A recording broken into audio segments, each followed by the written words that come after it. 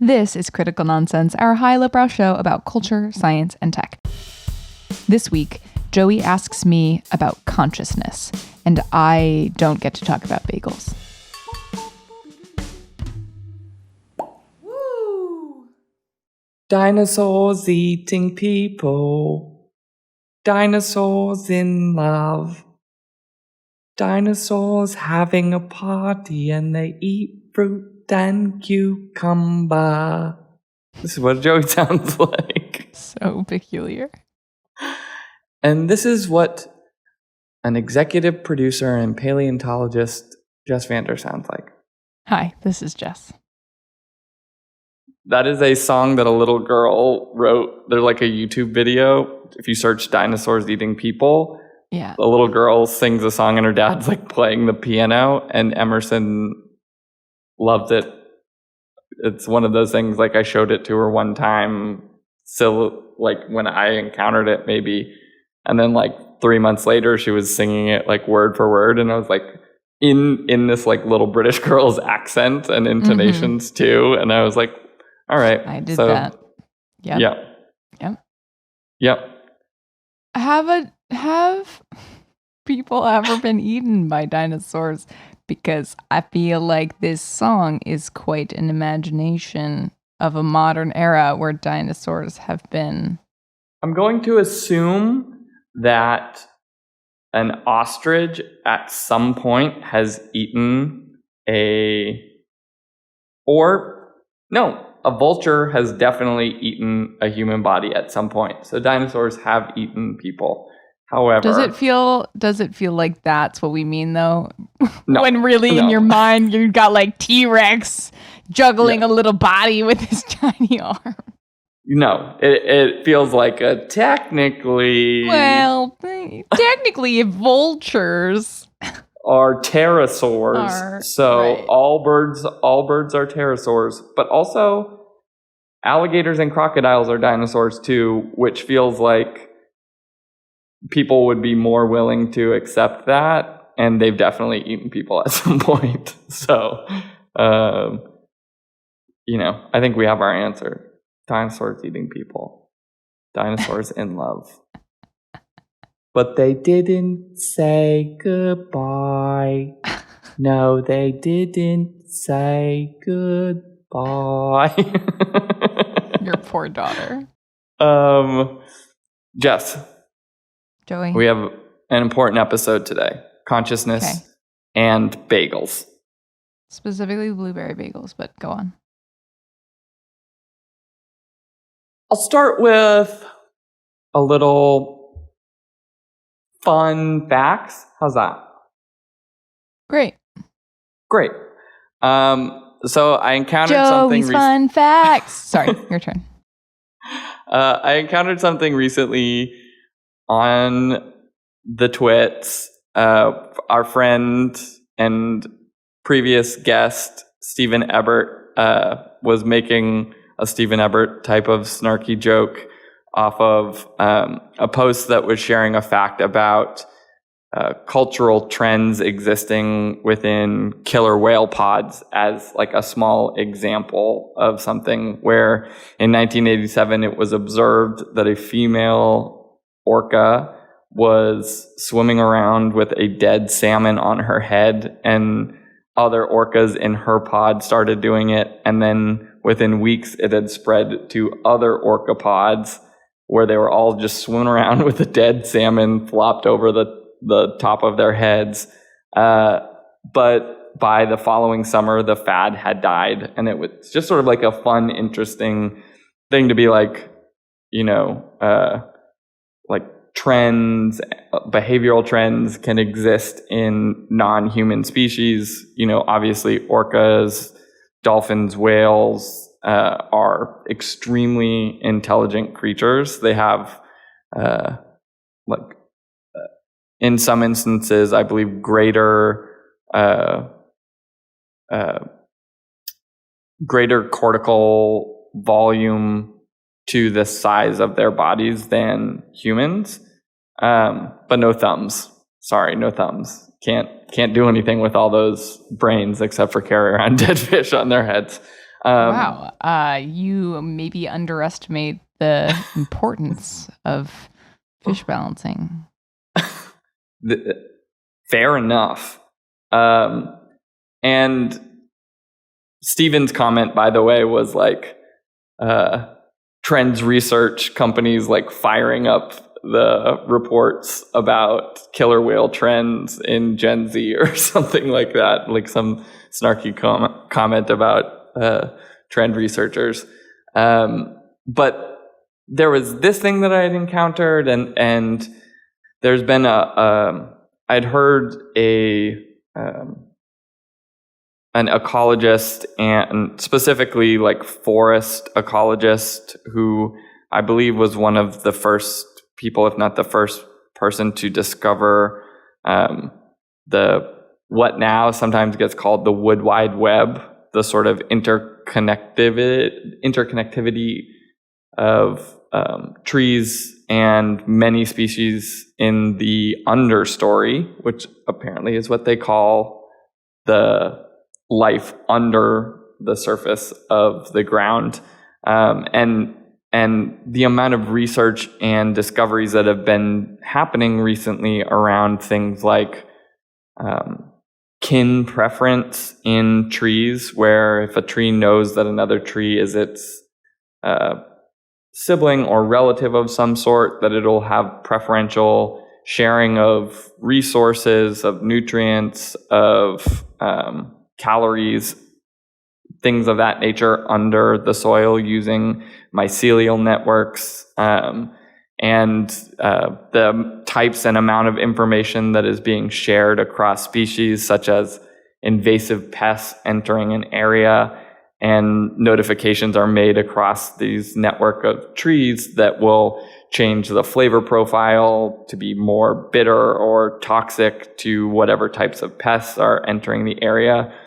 And essentially, the sort of emergence of concepts of consciousness coming out in these like new spaces where I think historically we have been maybe societally very reluctant, if maybe not on an individual basis, but societally reluctant to ascribe consciousness to most non-human species, right? With the exception of, dog lovers or cat lovers or things like that, ascribing sort of maybe falsely in some instances, like deep conscious thought to certain types of behavior of their pets. And thinking about that, as well as some of my theoretical physics hole that I've been in for a while and have talked about on here before, I wanted to ask you a big fundamental question, Jess. What is consciousness, and are we alone in our consciousness on Earth?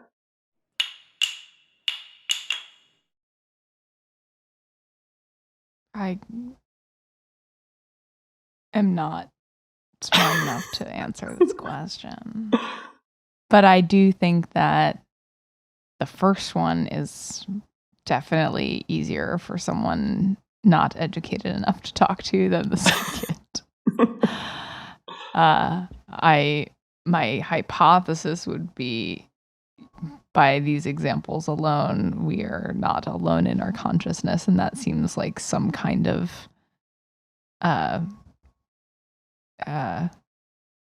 what would be the word? Human centrism to think such things. To the first question about what is consciousness, I do also think that there is this is not a novel idea, but that when we talk about the idea of consciousness, tend to give ourselves some kind of special seat, like the human consciousness format is superior and unmatched, which in certain ways I am sure is true, but I also feel like there could be so much that we don't know about other consciousness that we aren't conscious of. You know what I mean? It's like a little bit of a meta situation. We could be not conscious of other consciousness, and therefore we do not know the other types that are out there, but that the examples that you're giving of other types of life forms seems to be the start of that search. Is that not how you're thinking about it? Yeah, I think it's, as we're starting to encounter these things, and even in instances where the scientists maybe are reluctant going into some of these studies, or finding things that are unexpected that seem to be demonstrations of some form of conscious social interactions. It feels like we're going through a bit of a renaissance around this idea of consciousness, or that in many places it is starting to emerge as being a more important construct to think about that we don't have a very good handle on. So like in some ways, like asking you the question of like, what is consciousness? Like there may be wrong answers, but no one has like even sort of notionally like a similar answer in the people that are thinking a lot about this, right? Like there doesn't feel like there's a right answer, but there's a lot of things pointing to the fact like we should have a better idea of what this thing is. Like I'll give you a few examples, right? We're starting to see some of these ideas of consciousness emerging in plant life. This plant and seemingly a very foreign type of consciousness, right? Like the plant kingdom is like so separate from the animal kingdom, right? We're talking divergence, probably in the order of like 4 billion years ago. Like we've been separate since like early single cell organisms when we separated. So it's natural to think that, any form of intelligence or consciousness or any higher order functions would be as alien potentially as life or intelligent life found on another planet, because you're talking about like divergence at the point of like the emergence of eukaryotic cells. You know what I mean? But so there's that, right? We're like tackling climate change and thinking about like new ways to do carbon sequestration, and only just learning that like true old growth forests have a level of network interconnectivity that is like radically more sophisticated than like the places where we have forested and replanted even like 500 years ago. Mm-hmm. Like that doesn't get to the level of old growth forest. And if we want, to start to do more carbon capture, we should understand how like these networks are interacting and what types of forests like want to be next to other types of fungus and things like that. Separately, we're like dealing with AI conversations about not a question of when consciousness will emerge, or not a question of if, but when. Like the general consensus is like it's gonna come, right? Like the speed of redoubling of computational power, the level of sophistication, the size of the neural networks we're putting together, et cetera, et cetera. But what it will look like or when we'll be able to determine that it is like here or not is just like a completely wide open question. And then you have like the realm of like theoretical physics where they're like getting to this point of trying to understand how some of these like fundamental laws that they've made massive strides to understand, but are like bumping up against these impasses, trying to make, like classical physics work with quantum physics and things like that. And like all of these conversations of these Nobel laureate physicists are starting to be like, we feel like consciousness is somehow connected to this. But like as a society, we're like, humans have consciousness and nothing else does. And what it's sort of pointing towards is like, there's a lot of different ways this can emerge. And it potentially, if you start to change the way you think about it, like, both like opens up your worldview, but also like sort of increases your respect and reverence for the things around you. Like, I don't know. I didn't like learning that killer whales had like weird fashion trends was a very like delightful, beautiful, like eye-opening moment for me. And it feels like how many of those things are going to start coming when we start thinking about consciousness in a different way, or in like any level of like sophisticated way outside of, I think, therefore I am. Mm-hmm. Yeah, I mean, I still stand by the idea that just because we can't relate personally to all things, like the reason that's funny is because we're like, oh, we do that, like we do dumb stuff like that for an inexplicable reason also, and it's like, oh, I feel so connected to the orcas, and I don't know, I think I feel optimistic and humbled by the prospect that what you're describing of this search to like pay better attention to emerging consciousness or existing consciousness that we aren't conscious of is really just like an expedition in expanding our knowledge and expanding our own consciousness. Is just like, oh, we're just learning more stuff and paying better attention to the forests and to the whales and other things that need not be measured in how much they are like us, but just for us to better understand them. Yeah, it feels like, when you think about some of the social problems that we face as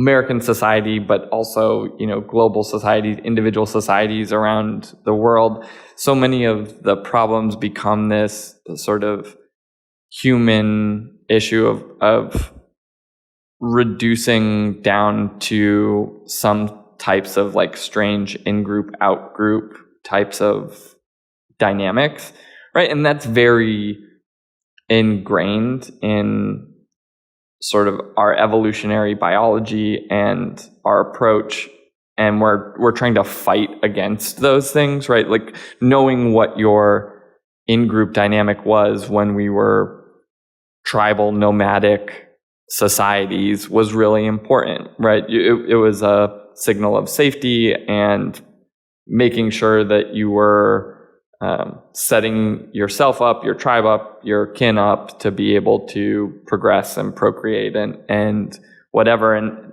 now when you think about sort of larger social issues, we're not even thinking of our groups within our own species as like equally sentient or equally conscious, Right. or of Yep. like equal value. So you Yep. can understand how then when you make a jump outside of the species because we're demonstrating these behaviors, it becomes even less likely that you would revere those things. But if there is some way to start to view the sort of world or universe around you through a lens of consciousness, is there a potential to start to interact with your environment in a radically different way. Like, that is, I'm sure, like Pollyanna-ish and a little idealistic, but a guy can hope. Yeah, I also think like there are other cultures maybe that are beyond our own are probably better at this or are certainly better at this already of paying more attention and being more sensitive to I guess I just like my first instinct is just to say that all of this comes from like being like putting the human brain and perspective on a pedestal, and also like you were describing, like having a judgment about even amongst ourselves, like the superior form of that thing. When I don't, when there's sort of there could be like a separation of how we see our own consciousness, and then having more of a respect for other like the orca way or the mushroom way. I don't know. There was I don't know if I like found this article through that orca cultural fad. Actually, I think I saw that thing and then I went reading like journal articles or articles about whale intelligence, because I was like, what do we actually know about whale intelligence? And I found an article, I think, connected to that wormhole about sperm whale intelligence and how there are these recent discoveries of sperm whales protecting lots of different types of creatures from orcas. Like they will interfere with orca hunts of like individual seals, of other dolphins or walruses or things like that, and protect those animals from orcas. And some of these observations were happening over like a 15-year period of like the first time it was seen was like by some fishermen or something like that. And then some scientists were like, yeah, they were probably just in the area and protecting a calf or something. But they started having more and more instances where this behavior was observed. And it started to sort of like all of the classical reasons why you would say that was not like just simply an altruistic behavior were they were debunking themselves. They were like, oh, it was because they were protecting a calf in the area, or they were doing this other thing, or like trying to reduce it down to some like very evolutionary, you don't know me. non-intelligent behavior. And by the end of it, they're like, all of those things seem to have been debunked, and it just looks like sperm whales don't like orcas and are trying to protect other animals from being harmed by orcas. Just seems that's like whale that's the deal. Racism.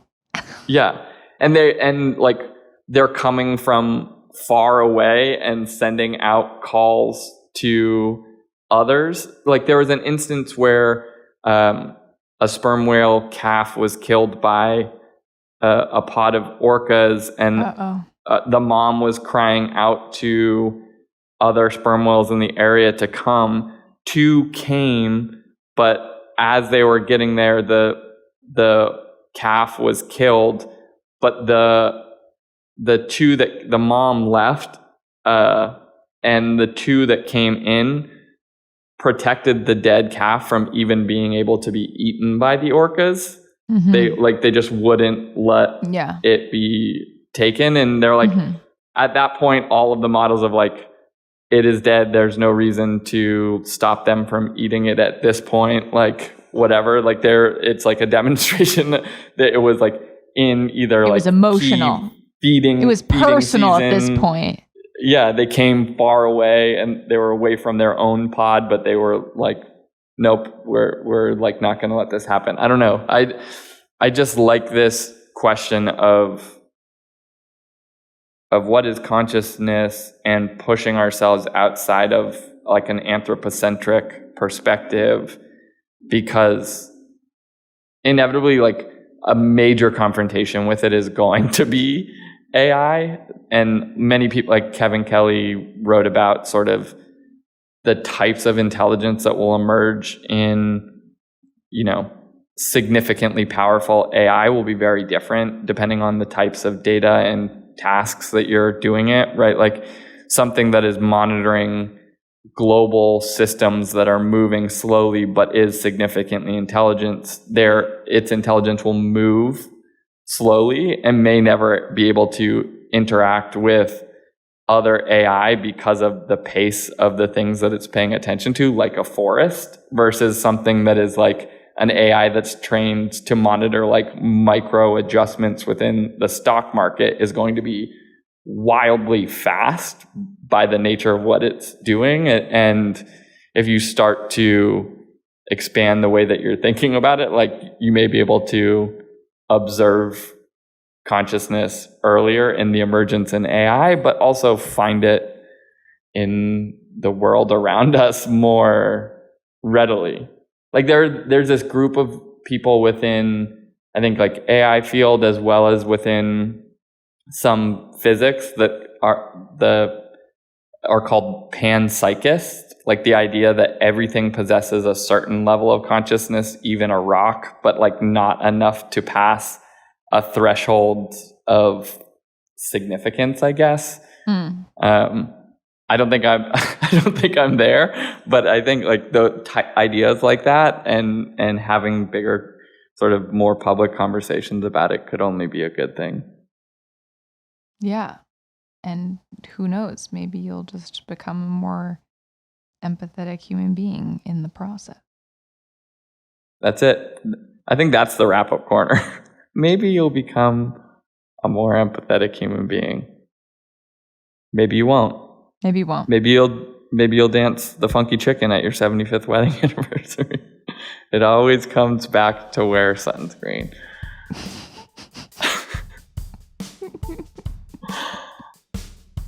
We didn't get to bagels. Stay tuned. That's a cliffhanger. Next time on Critical Nonsense. Why would we tee up blueberry bagels if we're not talking about them? That's called a hook. But Critical Nonsense is a Sylvain production. Brought to you by In Bagels. Out. Specific types of bagels. Why aren't there bagel holes like Munchkin donut holes? Anyways, as always, thanks to executive producer and bagel hole friend, Jess Mander. I actually can tell you the answer to this. It's because of the way bagels are made. Because they are rolled, no hole is produced. Whereas with donuts, you can punch them out. We'd also like to thank sound engineer and hater of the blueberry bagel, Alex Contel. We'd like to thank our programming manager and just like handsome raconteur, Les Jacobs. And to our production crew, the ever loyal Whale Pod, Sarah Gilbert and Nora Mestridge. The whale and as pod always, to our whales. Okay. And as always, thanks, Ellen. Thanks, Ellen. Special thanks. I have a special thanks. Trevor's beard.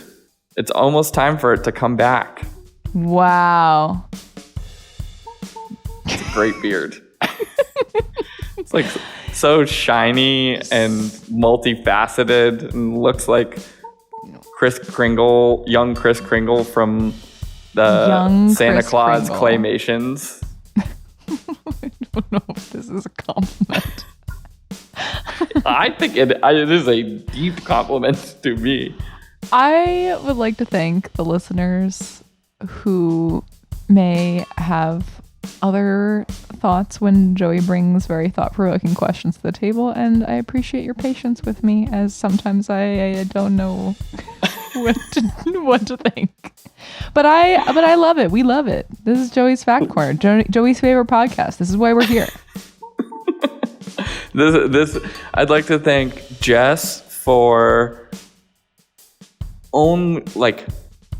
just like a minimal amount of eye rolling when I'm like, hey, do you want to talk about consciousness or grabby aliens or quantum physics and she's like,